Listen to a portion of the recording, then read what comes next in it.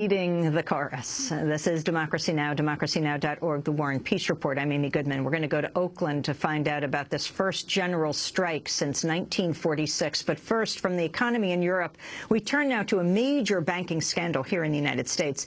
On Monday, the commodities and derivatives brokerage house, MF Global Holdings, filed one of the largest bankruptcies in American corporate history, with almost $40 billion in liabilities. It's the largest failure on Wall Street since the collapse of Lehman Brothers in 2008.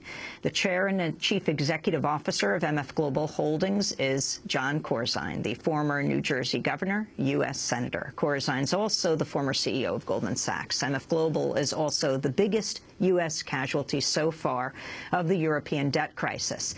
MF Global filed for bankruptcy in part because of risky bets on debt issued by Italy, Portugal, and Spain. MF Global shocked markets last week after disclosing a $191 million quarterly loss. This saw its shares fall by two-thirds and its credit rating cut exponentially. The firm had made big bets on sovereign bonds issued by European countries, but the unsteady future of the Eurozone meant investors downgraded the firm's prospects. Yesterday, regulators noted MF Global did not separate its customers' money from its own funds, although required to do so by law. They also said the firm may have transferred hundreds of millions of dollars in customer funds to avoid detection by authorities.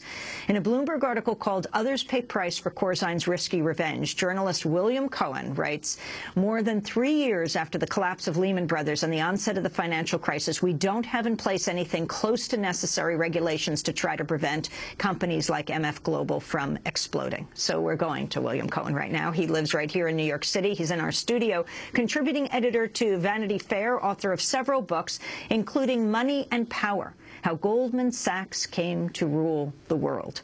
William Cohen, welcome to Democracy Now! The significance of this bankruptcy. Well, I mean, it's extraordinary. That's the thing, because it didn't have to happen. You have a former CEO of Goldman Sachs, albeit he left in 1999, and between now and then, he was a senator from New Jersey and a governor from New Jersey, as you pointed out. He hadn't done himself a trade since 1986, so he's somewhat removed. But this was all about his own a psychological need for redemption, to get back what he lost by getting canned from Goldman Sachs in 1999. His desire to be a major player again on Wall Street. He decided to swing for the fences, make a huge bet on these European bonds, which, by the way, may turn out to be correct. We don't know yet, because as you were saying in your previous reports, this is all in flux. However, the markets, once they heard about the size of the bet, and Corzine should have known better, because he's lived through 2008, once they heard about the size of the bets, they realized that this is essentially a house of cards, and they had lost total confidence in his leadership and its ability to pay their debts when they became due. The FBI is now investigating. The FBI is investigating because, one of the no-nos on Wall Street is using your customers' funds for your own corporate needs. Those are supposed to be segregated. It's unclear still. I mean, let's not to jump too many conclusions here. They're investigating it. It's unclear. It could be bad accounting. It could be bad reconciliation of those accounts.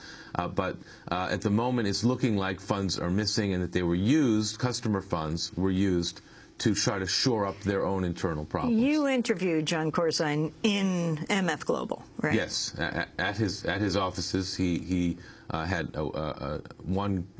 he took over the old offices, and then he moved them to new offices to Park Avenue Plaza on East 52nd Street, which is a sort of notorious Wall Street building. And basically, his whole strategy, he was very clear. You mean Occupy encampment is in the wrong place? Well, I would say yes. That's a whole other subject. But yes, Wall Street is in Midtown, not downtown anymore.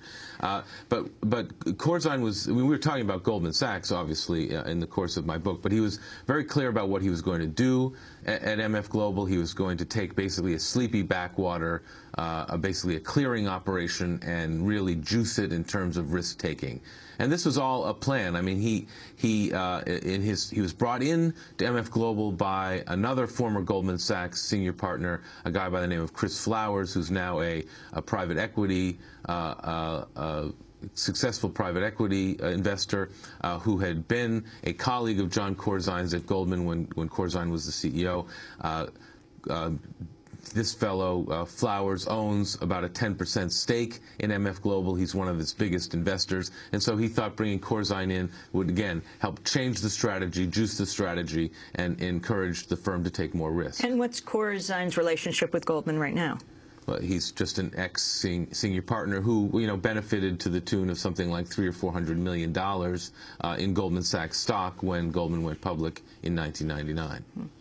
What about the $700 million that are missing?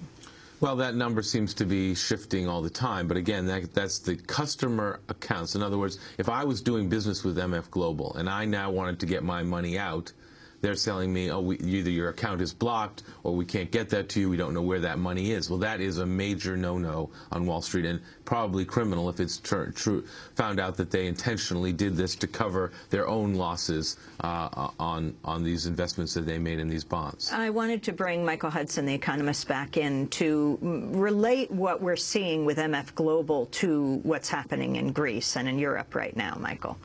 I was discussing that earlier this morning with a German investment banker, and their belief is that so far on Wall Street's been able to have the Attorney General they want, Eric Holder, who has refused to prosecute any financial crime on Wall Street at all, as my colleague Bill Black has pointed out. But now the investment banker told me it's very much like The Godfather. Even the mafia, once in a while, has to get rid of one of its own members and sacrifice its own members for the common good. And the European told me that in Europe it's really a no-no to use customer funds for your own, to gamble with that at all. That this is so criminal that if there is no criminal prosecution of Corzine, if it turns out that he did take the money, then that is going to lead the European capital markets to withdraw their money from the American capital markets, because the whole of Wall Street would turn out to be gangsters without any prosecution, without any rule of law at all. So this is the moment of decision. Is Mr. Holder going to continue to refuse to prosecute any financial criminal and saying crime is us, or is he finally going to enforce the rule of law on America? Nobody knows over here. William Cohen, your response? Well, I think Professor Hudson is a little extreme in comparing Wall Street to the mafia and gangsters. I didn't compare it. That was a German banker. Okay, well, I think that's a rather extreme position. While it is certainly true that there has been a dearth of prosecution and I've been very outspoken on this. That is perhaps the biggest crime here, that there has been no prosecution for any of the Wall Street executives who brought this crisis to our door. Now, with regard to... What's interesting about that is you've had now, in the last few weeks, one of the largest mass arrests in U.S. history, which was of the people who are protesting what Wall Street has been doing, even when it's on Park Avenue. And as I wrote in this book, it's not what's illegal that's the crime, it's what's legal. I mean, Goldman Sachs operates right to the edge of legality. They know exactly where the laws are, what the regulations are. Why do they know? Because they help to write them, as every Wall Street firm helps to write these regulations and these laws. In fact, as they're doing now in the wake of the passing of the Dodd-Frank law, the regulations that have been required to be written as part of that Dodd-Frank law, the Wall Street lobbyists, while we're sitting here now, are busy in Washington helping to write those new regulations. So they know exactly where the lines are, and they're very, very careful, often, most of the time, about not crossing them. Sometimes they do. I think in the case of this crisis, there was a tremendous amount of criminal behavior that has not been prosecuted by U.S. attorneys. Former Governor Senator Corzine, now head of MF Holdings, which is now bankrupt, lobbied the SEC when they started raising warnings about his company. Well, of course, this is de rigueur on Wall Street. Corporate executives on Wall Street are constantly debating with SEC regulators and CFTC, Commodity Future Trading Commission regulators. All of their it's a revolving door between Washington and Wall Street. It always has been. It will continue to be, unfortunately. And as a result, you don't get the regulation you need. You get the regulation that the Wall Street lobbyists are able to pay for. And as a result, we, the American people, suffer. Because if you've noticed, since these firms have gone public, which began in 1970, and they began substituting other people's money for their own partners' money, and they were encouraged to take risks with their other people's money as opposed to their own money, we've had one financial crisis after another. If this were the only one, we could maybe articulate away the reasons for why it happened. But this is about the 10th crisis that we've had since I came onto Wall Street in 1987 and left in 2004. And so we just continue to have one financial crisis after another. It's because of the incentive system on Wall Street that badly needs to change and has not changed one iota. As we just saw with this bankruptcy of MF Global, there's nothing in the Dodd-Frank law, nothing in the regulations that are being written that is going to change the incentives. That needs to come, from either internally, because who knows if they'll ever do that, but they have to see the light on changing the incentive systems on Wall Street if we're going to change people's behavior. And what does it say overall about financial regulation since 2008? I am completely and utterly disappointed by the Dodd-Frank law. I don't think it. First of all, there's been no. It hasn't been at all laid out in terms of how they have to abide by this law. Those regulations are still being written. It hasn't been implemented. So you've got the behavior on Wall Street that hasn't changed one iota. I mean, the truth is, if MF Global had been too big to fail, fortunately it was not too big to fail. It was too small not to fail. But had it been one of the bigger firms, they wouldn't have known what to do. They would have been, inevitably gone to rescue it again. At least in the case of MF Global, which did not have to happen, and Jon Corzine should have known better, it was too insignificant for them to bail out, even though it turns out to be one of the largest bankruptcies in corporate history, but its interconnectedness was a lot less than the other firms. Money and power, how Goldman Sachs came to rule the world. Your final comment on Goldman Sachs in this period of Occupy around the country and around the world. Well, look, I think Goldman Sachs, like the rest of Wall Street, is far from being a perfect organization that we would, want to emulate their behavior. They are no different than any other firm. I think there was a myth created around them that they were somehow different, that they were somehow better, that they were somehow superior.